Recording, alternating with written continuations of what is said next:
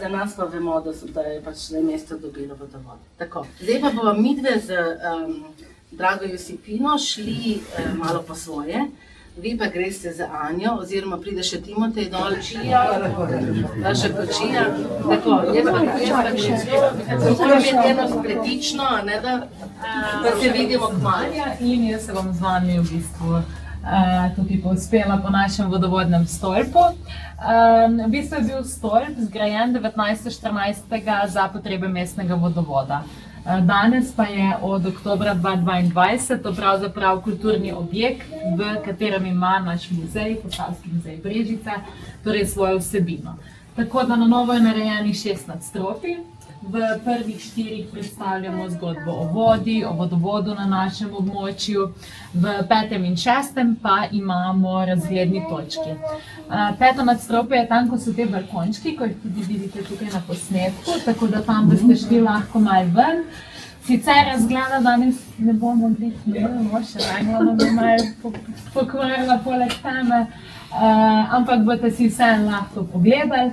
6. nadstropje se pa nahaja na tistem vrhu, tam ko so okna, na tistem belem predelu in to je v bistvu tudi predel, kjer je bil prej rezervoar. Se pravi, celoten stolp je bil prej votel, tukaj so bile samo stopnice in pa rezervoar čisto na vrhu. Tako da, kot vidite, so stopnice tudi zelene barve, zelena so tudi vrata in pa en del v 5. nadstropju in ta barva ponazarja tisto, kar je bilo v stolpu že od samega začetka. So pa vrata sicer replika, ampak so takšne, kot so bila prej.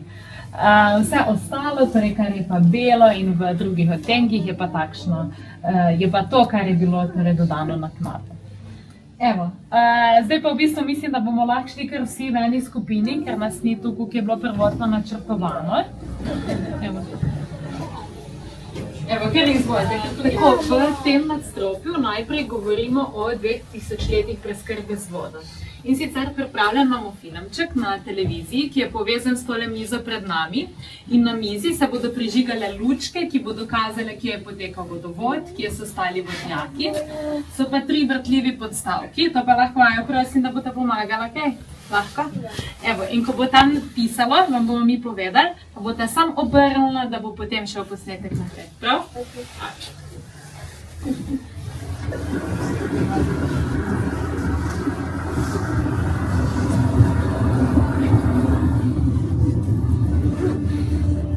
V 1. stoletju našega štetja je na območju današnjega Drnovega pri Krškem nastala naselbina imenovana Nevjodunum.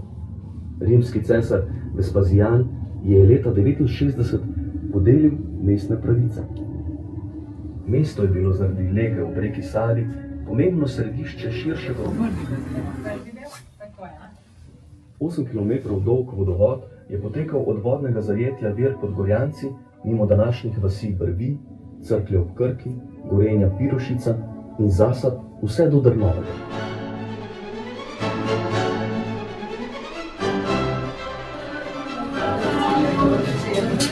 Želi, dober večer.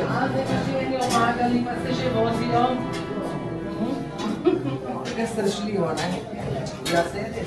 In bomo si tako zamislili, da na vrhu bomo danes lahko plesali, ampak zdaj pa še najprej seveda, draga Josipina, vaše besede, Anada. Naše besede. Vaše. Prav gotovo občudujete to krasno obleko. Torej, ko sva bila z možem v Gradcu, imela sva gostilno tam v centru, ne, seveda. Sva si to lahko privoščila, sva en dan šla do krojača in moj mož mi je kupil eno tako krasno obleko pistacije, to je zdaj moderno, ko sva že ve, da je to najbolj modernejša barva. In veste, ne vem, če ste kdaj videli moj portret, sem zelo taka resna, zategnjena Gorenjka, ampak pravzaprav, aj kdo Gorenjc do vas, jaz koga užalila, nisem. Ampak potem me je ta dolenjska duša malo omehčala in ker sem imela tudi vinograd na Trški gori, smo velikokrat peli, pa veste, da smo tudi plesali. In v Gradcu, spomnim se, v naši gostilni se je velikokrat govorilo o teh Štrausovih fantih, kako lepo, kakšno lepo glasbo ustvarjajo. In zdaj, ko sem slišala to, na Lepi modri Donavi smo že slišali danes, bomo še slišali, so me zasrbele pete in zelo rada bi videla, da me Gospod tole sem ga malo prej rezervirala, vzame in greva tam na vodo in bova eno zaplesala. Na Donavo, pa ide na Donavo, je pa sama čisto bova čisto počasi, ker jaz sem že stara, veste, gospod. Zdaj pa če no, tako, ja, mnogi zdaj pa če bo kdo želel še, lahko se nama pridruži. Hvala Bogu, imam tako široko krilo, da zdaj pa sem čakava na se bova priklonila. Če bo mogoče orkester začel igrati. Mogoče malo bolj na glasi, ker so malo starejše že.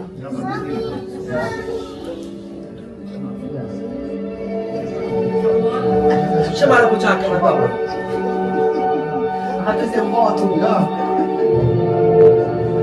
To je zdaj vsi snemali, veste, ja, čekaj, to je zdaj uvod, prosim. Ne pa pripravljena tam. Ne pa bo. Zdaj mislim, se preveč gledati tam, ne? Kam pa ne? Ja, stran. Ni se spodobilo ravno gledati starejše gospe. Ja.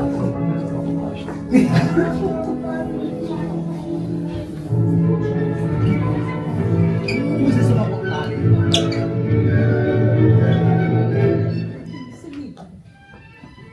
To je pa tako kot na novoletnem koncertu, ne? Vsi so vdihnili, zdaj pa to grozno, samo čo super. Ste že videli, prav tudi plešete? Tako, ja. Izvolite še kdo? Hvala lepa vam. Hvala lepa.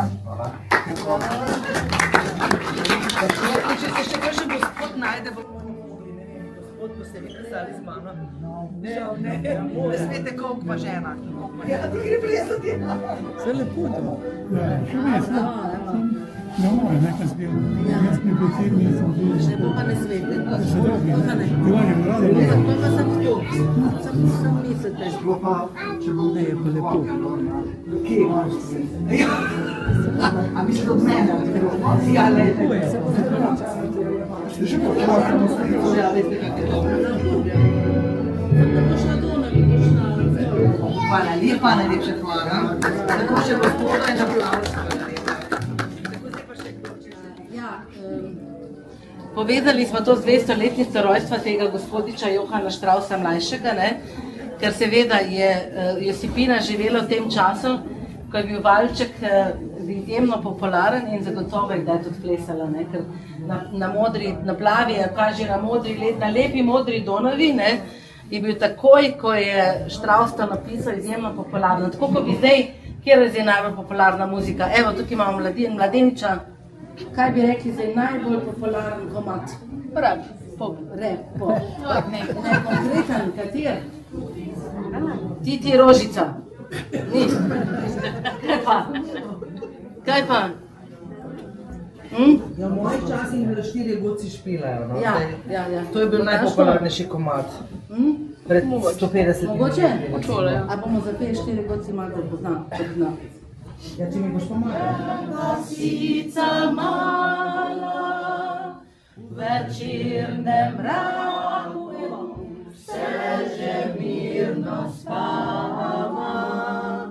Le eno okno še odprto je, na njem slonilo žalostno dekle.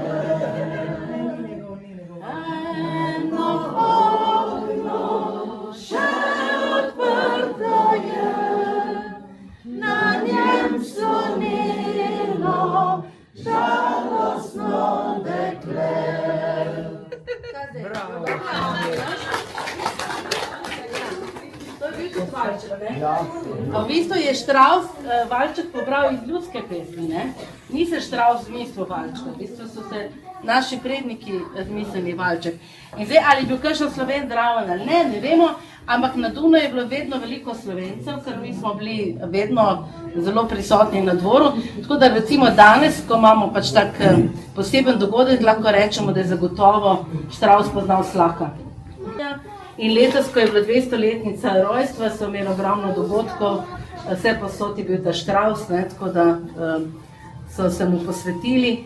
Mi pa tudi malo danes, ne, da je Josipina lahko tako kot leta recimo 1868, ker 1867 je nastala skladba, lahko predstavlja svoji gostilni v Krškem in se je imela lušno. Ja. Kaj je dovolj?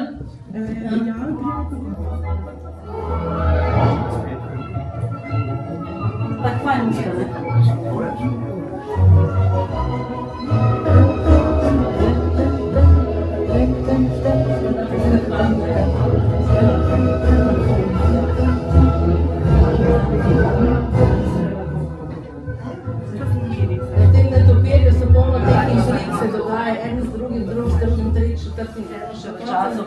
Avstro-Ogrske in naše mesto je tudi zato, ker ima vodovod pomenilo res kaj ne rečemo, da je bilo pomembno mesto na tej poti zahoda na vzhod, ker to je bila velika inovacija. Imate vodovod v Kranju recimo, stolp 3 leta starejši, pa ni tako dostopen kot naš, pa imamo mi. Potem pa so bili vodovodi v določenih delih tudi že, seveda v večjih mestih, ampak ne na ta način, ker vodno-vodni stolp rabite za ravninsko območje, se to vam je največ rekla. In so mogli pač povleči vodo. Tukaj smo zdaj v vodi, Josipina je plesala na vodi, ne sicer na Donavi. In vse to, kar vidite, to, kar je rjavega, to so vse še izvirne barve. Ker so vzdrževali to tako, da je bila naloputa na vrhu, tako kot bila ta črna, malo večja, in so lahko stopili v vodo, da so pač vzdrževali ta notranji del, zunanji del pa seveda tudi, ker tole, kjer so ta srca, kot smo odprli, da lahko vidite ven, to je bil prišel ta gang, potem gang pa smo dobili okrog, to je bilo pa vse zaprto. Tako da ni bilo, zdaj pač čist druga raba, tudi te stopnice so sekundarne, niso bile takrat, ampak je pa fajn, da pač lahko vidimo, mi to ni razgledni stolp, vse kot ste videli, sam po sebi je tudi, ker vidimo daleč, danes mogoče ne tako zelo daleč, ampak